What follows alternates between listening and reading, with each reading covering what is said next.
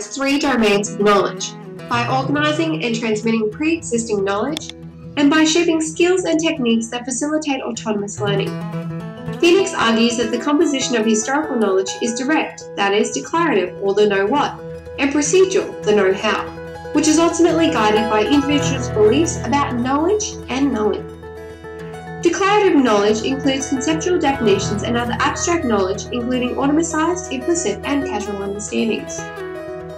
Procedural knowledge is the knowledge and skills that is needed to accomplish certain tasks and participate in certain activities. And lastly, personal knowledge.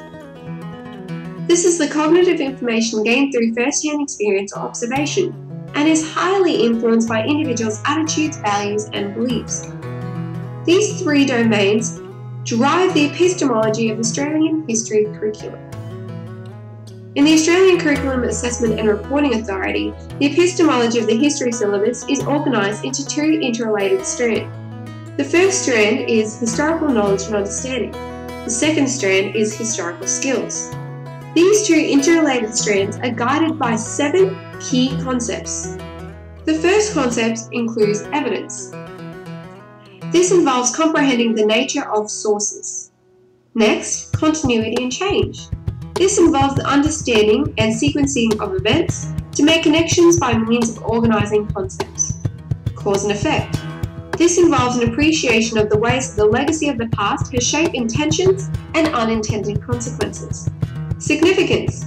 This requires judgments of contemporary import, consequence, durability, and relevance. Perspectives. This requires an understanding of the different social, cultural, and intellectual contexts that have shaped people's lives and actions in the past. Empathy. This involves students in trying to see and understand events from the perspectives of someone living in another time and another place. And finally, contestability. This involves dealing with alternative accounts of the past that connect to the past with the self and the present. These key concepts are integrated within the history syllabus through a historical inquiry-based model, which provides a framework for developing students' historical knowledge, understanding, and skills. According to John Anderson, all knowledge starts out as declarative information and then moves on to procedural knowledge, which is acquired through inferences from already existing personal knowledge. The epistemology of history, therefore, should not be an artificial separation of content and process, nor a focus on historical method and skills.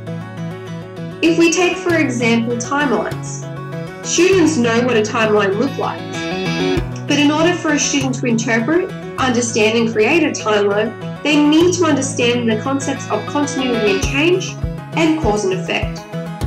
Without both approaches to knowledge, students would not be able to establish the ideas and active conceptual tools that provide them with an understanding required in the doing of an historical inquiry.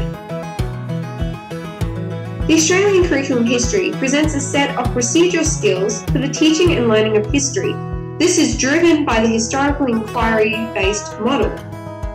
These procedural skills are associated with chronology.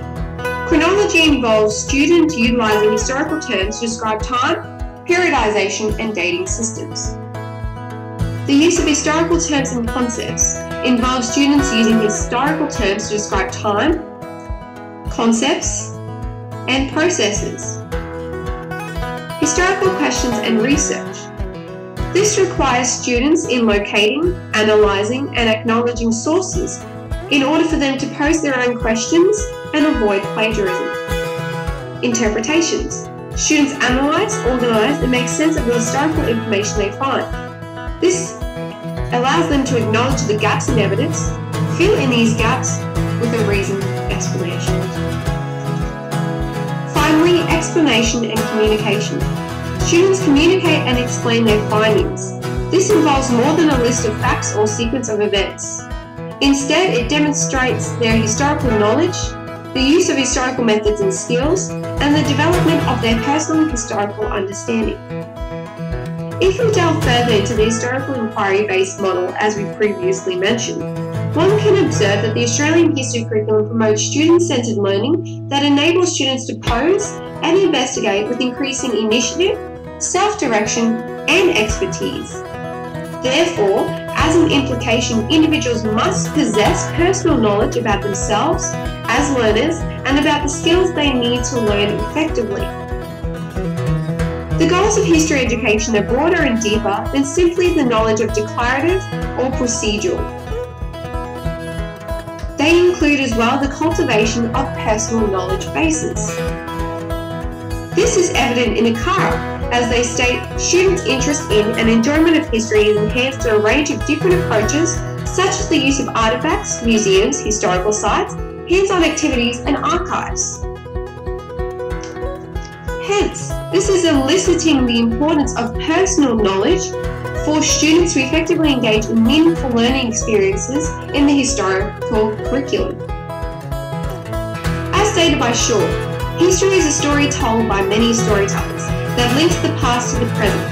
Through an understanding of their own and others' stories, students develop an appreciation of the richness of human past and the implications for the future. A curriculum that values the epistemology of history this way will enable teachers to engage students in meaningful, challenging, and interesting ways to tap into their innate curiosity about the historical world.